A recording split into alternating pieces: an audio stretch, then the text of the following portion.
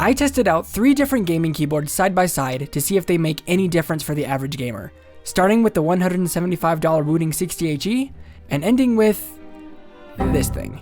See, I've been wondering for a while how important gaming peripherals really are, especially keyboards. I mean, look at this range in price of what you can spend on a keyboard. And at the end of the day, aren't they all just pressing the same keys? Well, I decided to put this concept to the test. I wanted to test the best gaming keyboard on the market side by side with a cheap gaming keyboard, and even with the free keyboard that comes in the box when you buy a crappy office computer. I would play on all 3 keyboards one after another, and at the end, compare the results to see if the best gaming keyboard in existence offers any tangible benefit whatsoever to the average gamer.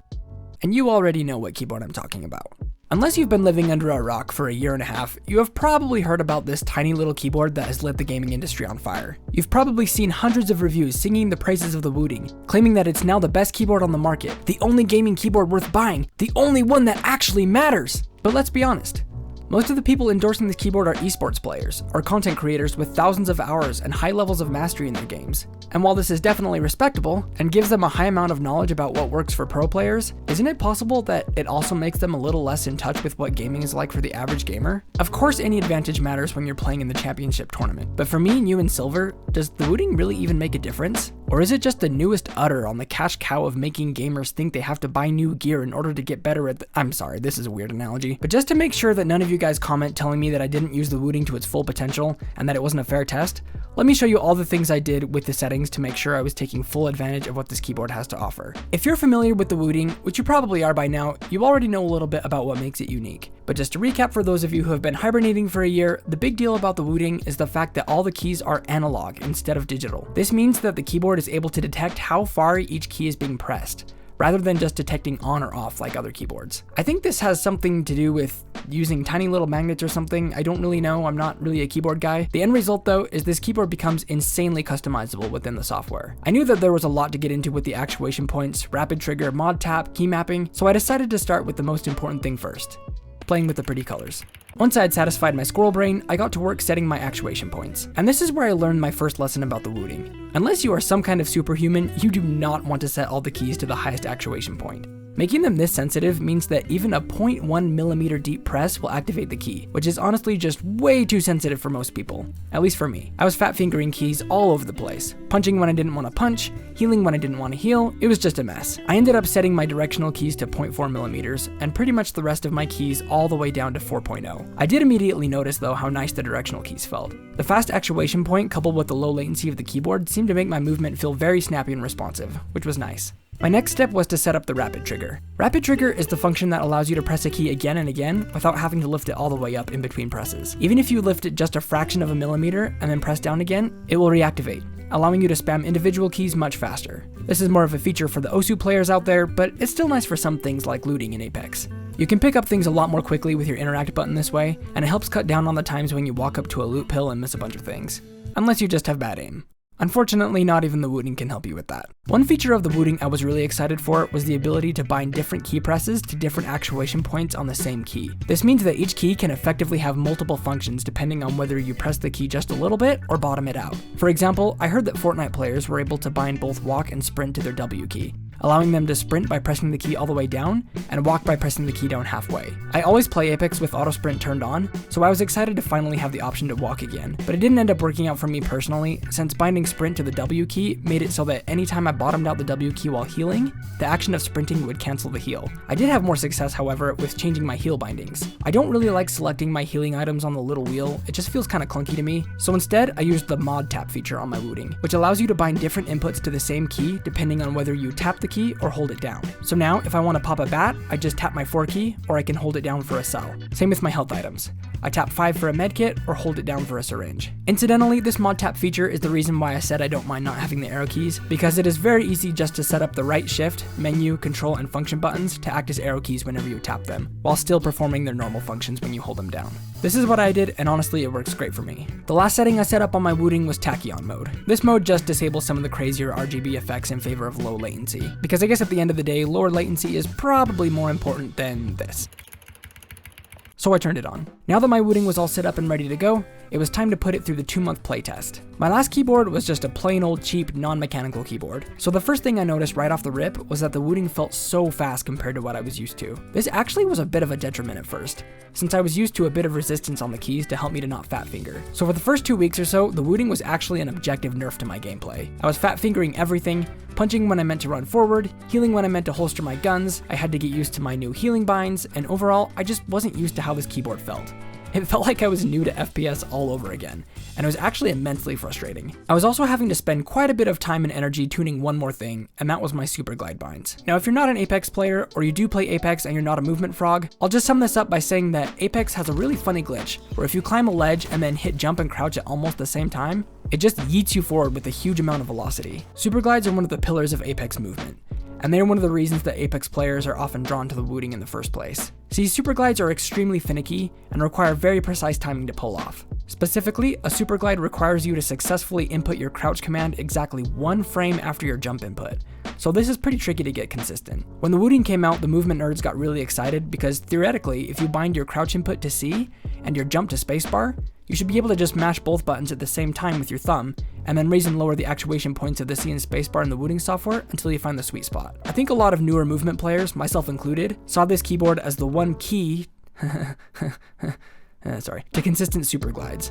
However, I gotta be honest with you guys, that's not really how it played out for me. See, I was able to hit super glides on my old keyboard with maybe 30 to 40% consistency. I was sure the Wooting would instantly bump that up to 70% or so, but in practice that didn't really happen. I kept on adjusting the actuation points, trying to super glide, failing, adjusting again, failing again, then flipping my spacebar upside down and trying again, but I just wasn't seeing any results. It took me several weeks to get back to the consistency I had on my old keyboard. And honestly, the actuation settings I finally settled on just kind of felt about the same as my old keyboard did. I think I kind of overestimated the role of hardware in facilitating consistent super glides. Because at the end of the day, 1 millisecond is a very small window of time. With a margin of error that small, even just hitting 2 keys at the exact same time is not by any means a given. In the end, hitting consistent super glides, at least for me, came down to the exact same thing it had always come down to: hours of practice and training my muscle memory. At the end of 2 months, overall, I gotta say the Wooting felt pretty good. I liked the feel of it, I liked the sound of it, I liked the smell of it. Yeah, I guess that's a little weird. Point is, the Wooting was really growing on me. But now that I'd come this far, it was time for the ultimate test. It was time to go back to my old keyboard to see if the Wooting was really providing me with any tangible advantages. I decided to determine this by playing 10 games of Apex on the Wooting, 10 on my old keyboard, and then, just to push this test to the logical limit, I would play 10 more on a regular old Dell keyboard. The kind that comes free in the box when you order like a Dell Inspiron. Things got off to a bit of a rough start. I lost my first 1v1, and after watching my teammate put up a valiant fight, it was over in just a few minutes. I walked away from my first game with a whopping 122 damage. But hey, I was playing on the best gaming keyboard on the market, so I hyped myself up again and jumped into my second game. I could feel that this game was going to be different. And it was a little different. This time, I got chased around the POI holding nothing but an empty G7 for 3 minutes, only to finally pick up a longbow and die. 32 damage. Things did eventually start picking up though. My next game, I managed to get a couple kills and I started feeling a bit better. Finally, the 10 games were up and it was time to total up the numbers. Out of the 10 games on the Wooting, I averaged 332 damage with a 0.7 KD ratio. Compared to my overall game stats, this is a little above average for me. And with that, it was time to go back to my old keyboard. Introducing the Corsair K55. I got it for like 40 bucks on Amazon back when I built my PC. It's not analog, it's not mechanical, but it does have pretty flashing RGB colors, which was pretty much my sole qualification when I bought it because 2020 me definitely knew how to prioritize. And just like that, right out of the gate, my first game on the old keyboard, I got 3 kills and almost 800 damage.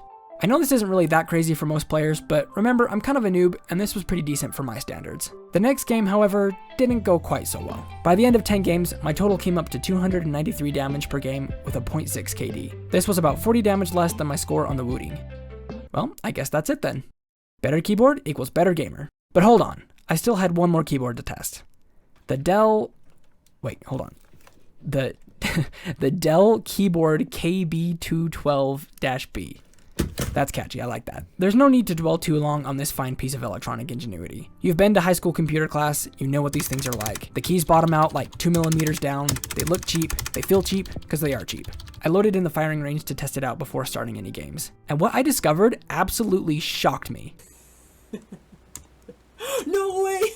I actually hit one. To my great surprise, I was actually able to hit a super glide on this keyboard. It wasn't quite as consistent as on the other keyboards, but hey, for a free keyboard, it was pretty surprising that I was able to pull one off at all. But the real proof, of course, would be in the actual games. And do you know what? They actually weren't that bad.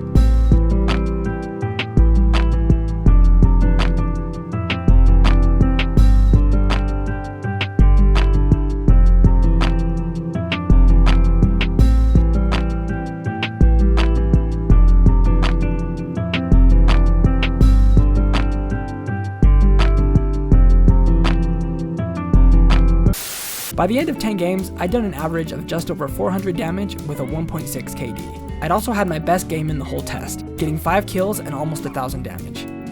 So is that it then? Is a crappy Dell keyboard really better than the $175 Wooting 60HE? Well, let's talk about this. First of all, Apex isn't exactly what we would call a controlled environment for experiments like this. The game is designed to be highly random, and isolating independent variables like quality of gaming peripherals is extremely difficult. There are so many different factors that you have little or no control over, such as where your teammates land, who you get matchmade with, what guns and attachments you get, etc. And trying to identify tangible gains from something like switching a keyboard is pretty hard. But here's the part where I tell you that it doesn't matter. Because look at the results. Our average damage scores were all basically within 100 damage of each other. The other thing you may notice is that these scores are all pretty bad. And that's the big takeaway here. Because our test wasn't to discover whether or not the Wooting was objectively a better keyboard. It was to test whether or not it would make a discernible difference for the average gamer. And here I am, probably on the lowish end of average, looking at the scores and thinking to myself that I don't see much of a difference. Now, I don't want you to misunderstand what I'm saying. I love my Wooting. It's a great keyboard, and I love seeing a small company come out of nowhere with a truly innovative design that brings something fundamentally different and better to the table. I really like Wooting, and I like what they're doing with their products. So if you're already wanting a new keyboard and you have some money available, you should totally go get it. But just don't sell the family cow or anything because you think it's going to make you a better player. Because that's not how getting good at games works. And I think deep down, you kind of already know that. And now, if you're still here, you probably fit at least one of these 4 criteria. A, you really like the video. B, you have nothing better to do.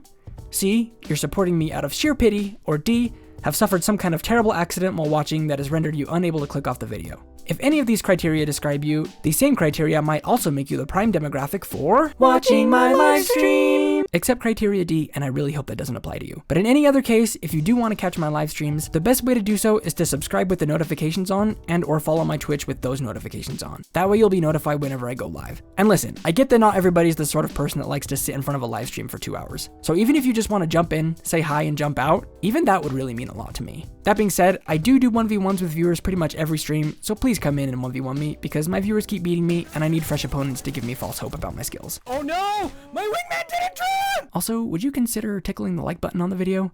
It's just that now I've got a $200 keyboard to pay for, so...